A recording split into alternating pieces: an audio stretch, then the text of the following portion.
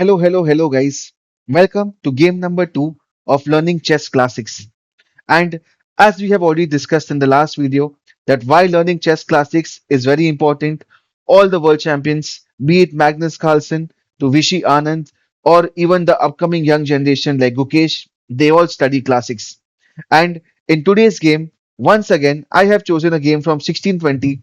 The player is again Grezzo, and the reason I chose this game is because this game is very similar to game number one.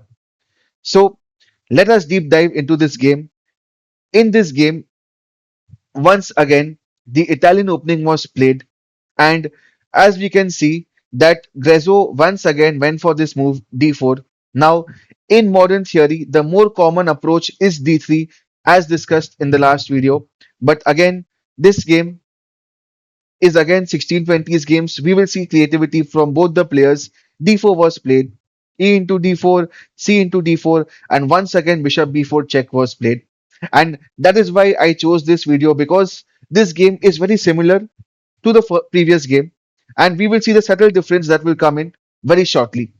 Now, Grezzo once again played knight to C3, knight into E4 was played, white went for the move short castle.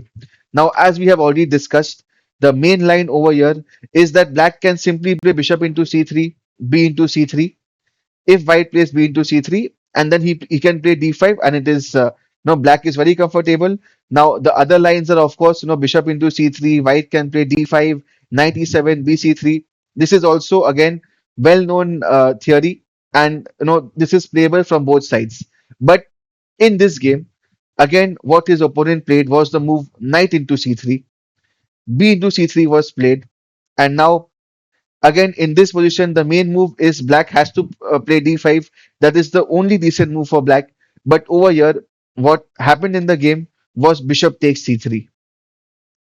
Now, in this position, again, the best move for white is bishop a3, but again, this is 1620. Grezzo once again played the move queen b3 with the idea to take the pawn on f7. Now, in the earlier game, we had seen that what his opponent had played was he had taken this rook on a1. But in this game, we see a slightly different version.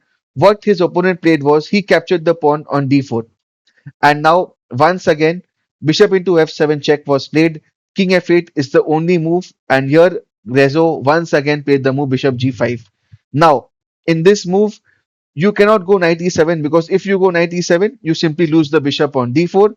All the black pieces are in the last rank and they are not at all active. Whereas you look at white's pieces, all pieces are developed and all the pieces are in the attack. Whereas all the black pieces, they are in the initial positions. The knight on e7 is pinned and this position is just hopeless for black. So in this position, what his opponent played was the move bishop to f6 instead of knight e7. Now, in this position, white played the move rook a to e1. He is threatening rook e8 check, trying to win the queen. So what did his opponent play? He blocked it by playing knight to e7. Now, Dezo once again went for the same idea. He played the move bishop to h5. He is threatening a checkmate in one. So, to stop this checkmate, what his opponent played was the move knight to g6. Now, over here, the idea remained the same. What was played was knight to e5. He is once again threatening a checkmate on the f7 square. So, to stop this checkmate, what was played was knight into e5. Again, you cannot give a checkmate on f7 immediately because the knight is guarding this square.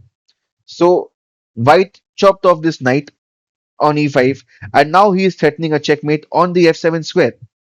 So, to block this checkmate, again, one very interesting line is if you go d5, that also is of no use because white can simply sacrifice his queen. He can go queen into d5, and yes, you have guessed it right if you have found it.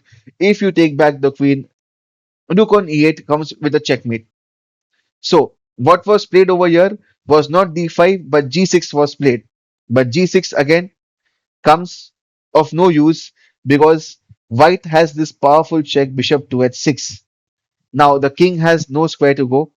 The only move for black is bishop g7. Now, over here, everything wins for white. Whether you go queen f3 check or you go rook to f5 check. And the game ended in a very nice checkmate. What Grezzo played over here was rook f5 check, gf5 was played, and queen f7 was a checkmate on the board. But what I want to show you is that this position is completely hopeless because after rook f5 check, even if you play a move like queen f6, okay, you're just losing your queen and this is game over. You have rook into f6, bishop into f6, and okay, bishop f6 is not possible once again because of this spin. So you have to go king e7, and over here, guys, you get in queen f7, and ultimately this will lead to checkmate. So there is no move that helps over here. Even if you decide to go king e7, here also you have this powerful check rook e1, and the king is not going anywhere because if you go king d6, you have queen d5, which comes in with a checkmate. So once again, the reason we chose this game is because it's very similar to the previous game, and what the classics tell you is that over here you have to go d5, which again, with the advancement of technology and when engines came in, now we know the lines. But there have been games in the past where people have made these mistakes, and it is these games, when you study these games, you actually understand that why these moves are not good for black. So with this, we have come to the end of game number 2 of learning chess classics, and I hope that you enjoyed this game. And if you like this video, then don't forget to subscribe to our channel. And with that, I will end this video. Thank you so much.